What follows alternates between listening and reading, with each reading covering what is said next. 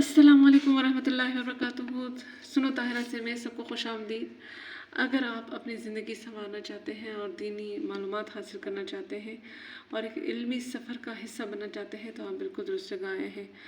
अगर आप चंद मिनट मेरे साथ गुजारें तो इंशाल्लाह आपकी ज़िंदगी में बहुत सारी तब्दीली आ सकेगी, क्योंकि सुनो ताहिरा से ना सिर्फ एक चैनल है बल्कि एक इल्मी काफ़िला है जिसमें मुख्तलिफ़ किताबों का जो है वो एक सफ़र का आगाज़ किया है, जिसमें मुख्तलिफ़ किताबें हैं जो कि आपको सुनाई जाएंगी, जो कि बहुत ख़ास है।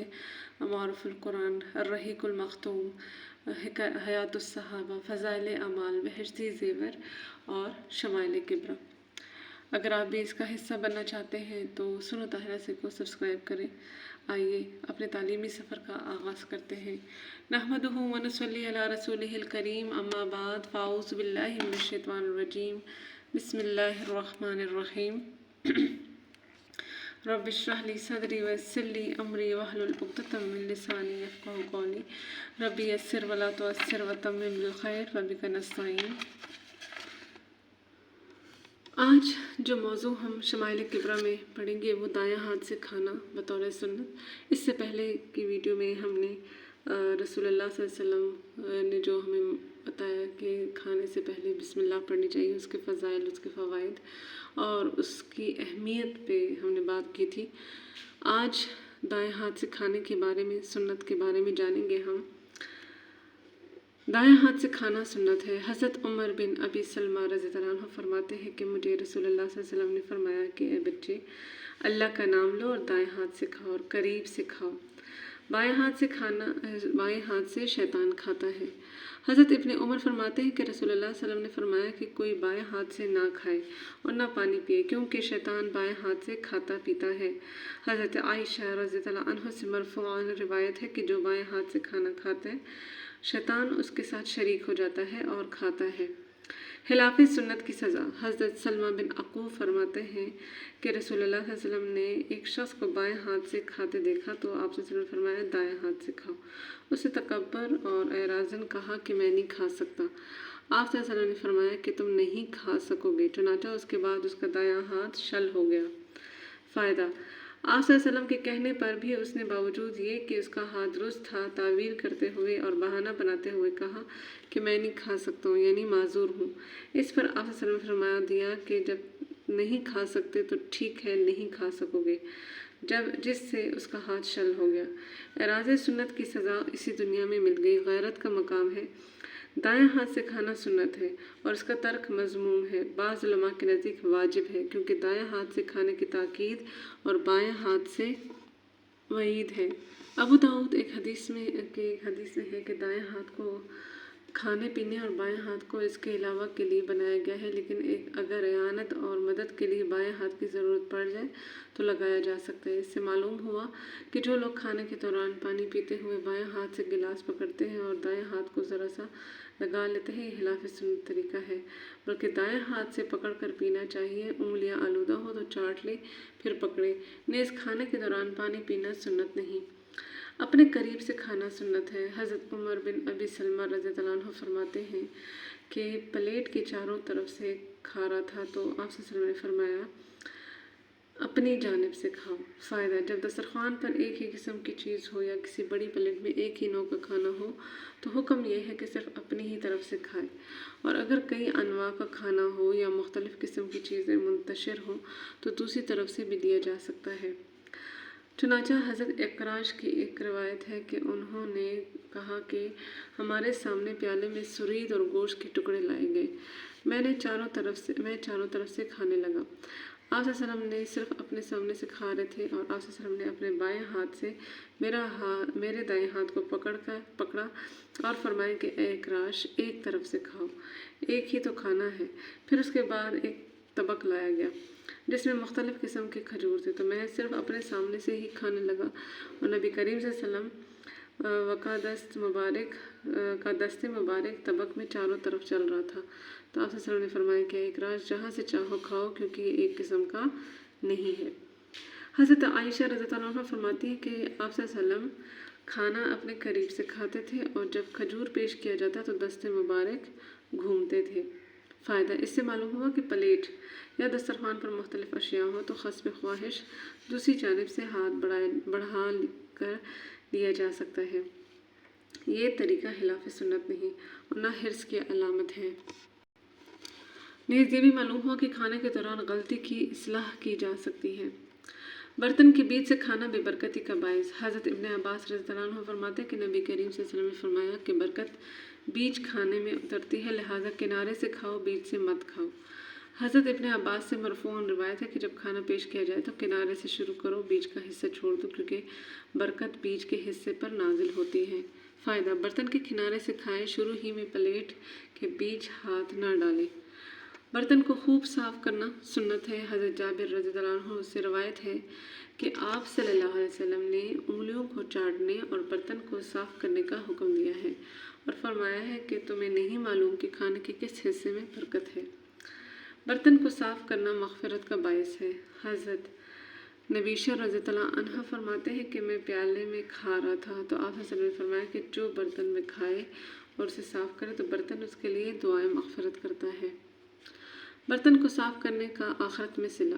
حضرت عرباض بن ساریہ رضی اللہ عنہ کہتے ہیں کہ رسول اللہ صلی اللہ علیہ وسلم نے فرمایا کہ جس نے برتن کو صاف کیا، انگلیوں کو چاٹا، خدا اس کا دنیا اور آخرت میں پیٹ بھر دے گا۔ انگلیوں کو چاٹنا۔ حضرت قعب رضی اللہ عنہ فرماتے ہیں کہ جب نبی کریم صلی اللہ علیہ وسلم کھانا تناول فرماتے تو 3 انگلیوں سے تناول فرماتے اور فارغ ہوتے تو انگلیوں کو چاٹ لیتے۔ حضرت ابو ہریرہ رضی اللہ عنہ کی روایت ہے کہ آپ صلی اللہ علیہ وسلم نے فرمایا کہ انگلیوں کو چاٹنا باعث برکت ہے۔ فائدہ، انگلیوں کو چاٹنے اور برتن صاف کرنے کی بڑی فضیلت اور تاکید ہے۔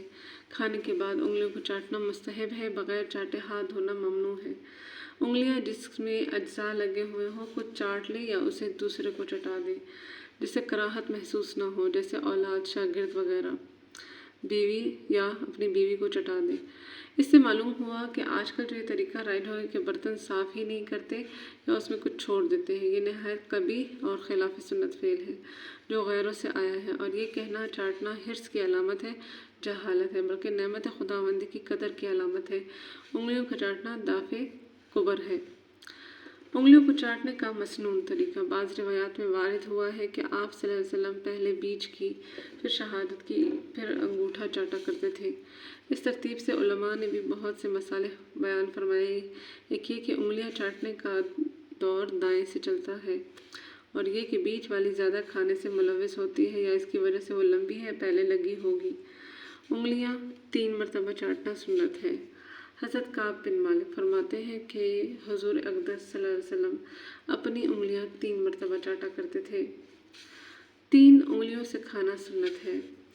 حضرت کعب بن مالک رضی اللہ عنہ فرماتے ہیں کہ نبی کریم صلی اللہ علیہ وسلم کی عادت طیبہ 3 انگلیوں سے کھانے کی تھی۔ حضرت عامر بن ربیعہ فرماتے ہیں کہ نبی کریم صلی اللہ علیہ وسلم 3 انگلیوں سے کھاتے تھے اور فارغ ہونے پر ان کو چاٹ لیا کرتے۔ 5 انگلیوں کی اجازت۔ سعید بن منصور سے مرسلاً روایت ہے کہ آپ صلی اللہ علیہ وسلم نے 5 انگلیوں سے بھی کھایا ہے۔ فائدہ، اکثر و بیشتر تو آپ صلی اللہ علیہ وسلم کی عادت طیبہ 3 انگلیوں سے ہی کھانا کی تھی، مگر کبھی ضرورت پر 5 کو بھی استعمال کیا ہے۔ کھانے کی کیفیت سے ایسا ہو سکتا ہے۔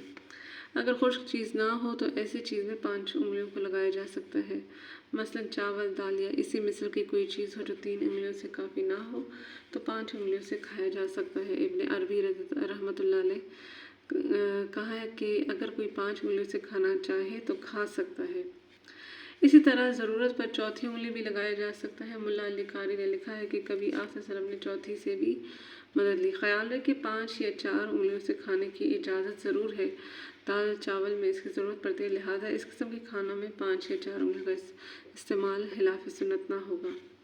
امام نووی رحمۃ اللہ علیہ نے لکھا ہے کہ احادیث سے 3 انگلیوں سے کھانے کا استحباب معلوم ہوتا ہے، لہٰذا چوتھی اور 5ویں انگلی بلا ضرورت شامل نہ کریں۔ علامہ علی نے لکھا ہے کہ بلا ضرورت 5 انگلیوں سے کھانے والا تارک سنت ہوگا۔ 3 انگلیوں سے کھانے کی مصلحت یہ کہ لقمہ چھوٹا ہوتا ہے کہ زیادہ تعداد میں نہ کھایا جا سکے۔ 1 انگلی سے کھانے کی ممانعت۔ حضرت ابو ہریرہ رضی اللہ عنہ مرفوعاً روایت ہے کہ 1 انگلی سے کھانا شیطان اور 2 سے متکبرین اور 3 سے حضرت انبیاء علیہ السلام کی عادت ہے۔ جن 3 انگلیوں سے کھانا مسنون ہے وہ یہ ہیں: انگوٹھا، شہادت کی انگلی اور بیچ کی انگلی۔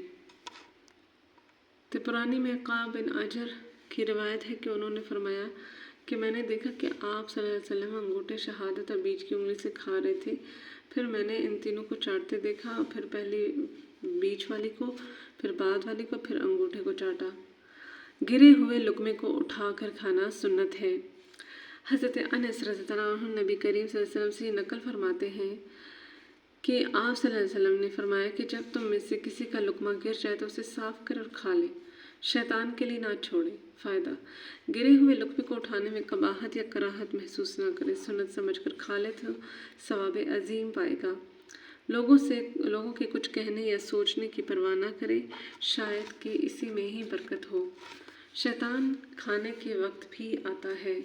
حضرت جابر رضی اللہ عنہ سے منقول ہے کہ حضور اقدس صلی اللہ علیہ وسلم نے فرمایا، شیطان تم میں سے ہر ایک کے پاس آتا ہے، یہاں تک کہ کھانے کے وقت بھی آتا ہے، بس اگر تم میں سے کسی کا لقمہ گر جائے تو اسے صاف کر کے کھا لے، شیطان کے لیے نہ چھوڑے، اور فراغت پر انگلیوں کو بھی چاٹ لے، اس سے کیا معلوم کہ کھانے کے کس جز میں برکت ہے۔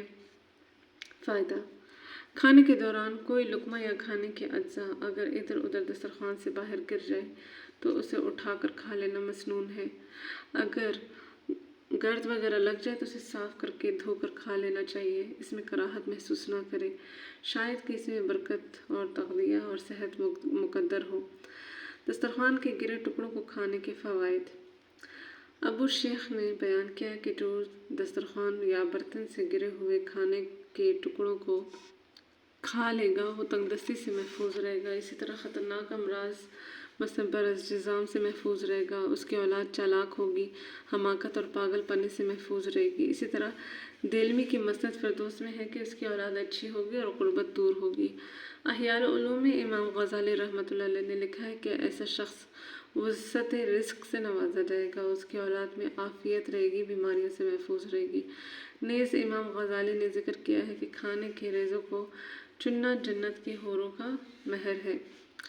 گرے ٹکڑوں کو کھانا باعث مغفرت ہے۔ حضرت عبداللہ بن ام حرام رحمۃ اللہ تعالیٰ عنہ کہتے ہیں کہ نبی کریم صلی اللہ علیہ وسلم نے فرمایا کہ جو شخص دسترخوان پر گرے ہوئے ٹکڑوں کو تلاش کر کے کھائے گا اللہ تعالیٰ اس کی مغفرت فرمائے گا۔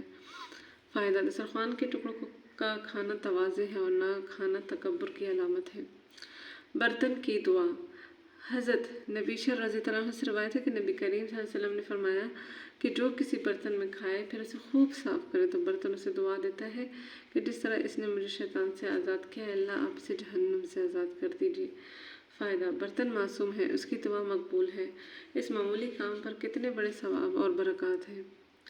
کھانے کے بعد ہاتھ پونچھنا مسنون ہے۔ حضرت جابر رضی اللہ عنہ فرماتے ہیں کہ نبی کریم صلی اللہ علیہ وسلم نے فرمایا کہ ہاتھوں کو رومال سے اس وقت تک نہ پونچھ لو تا وقت اسے صاف کر لو۔ حضرت ابن عباس فرماتے ہیں کہ میں ہاتھ اس وقت تک نہ پونچھتی جب تک کہ چاٹ نہ لے۔ آج کے لیے اتنا ہی۔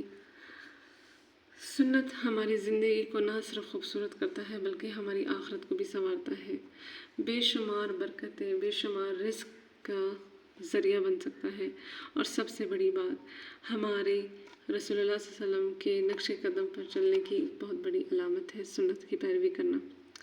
تو کیوں نہ ہم اس چیز کو بہت آسانی کے ساتھ اپنی زندگی میں ڈھالیں۔ اگر آپ کو آج کے سبق میں کچھ اچھا لگا ہے تو اس کو صرف اپنے آپ تک محدود نہ رکھیں بلکہ دوسروں کو بھی اس سے فائدہ دیں۔ کیا معلوم کہ کون کب بدل جائے اور کون کس کی زندگی سنور جائے۔ آج کل کے حالات میں رزق اور برکت دونوں ہی اٹھ چکے ہیں، اور گھر گھر میں یہ تکلیف ہے۔ اس کی وجہ یہی ہے کہ ہم سنت کی پیروی نہیں کرتے۔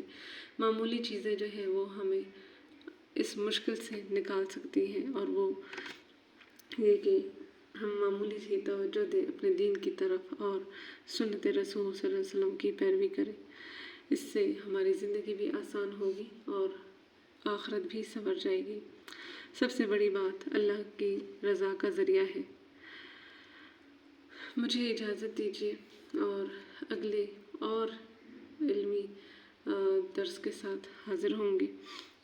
سبسکرائب کرنا نہ بھولیے گا تاکہ آپ اس علمی سفر کا قافلہ بنیں. ہر دن ایک نیا علم ہوگا، ہر دن ایک نئی روشنی ہوگی اور ایک نئی روشنی آپ کی زندگی سنوار سکتا ہے. وآخر دعوانا ان الحمد للہ رب العالمین. سبحان ربک رب العزت عما یصفون وسلام علی المرسلین والحمد للہ رب العالمین. السلام علیکم ورحمۃ اللہ وبرکاتہ.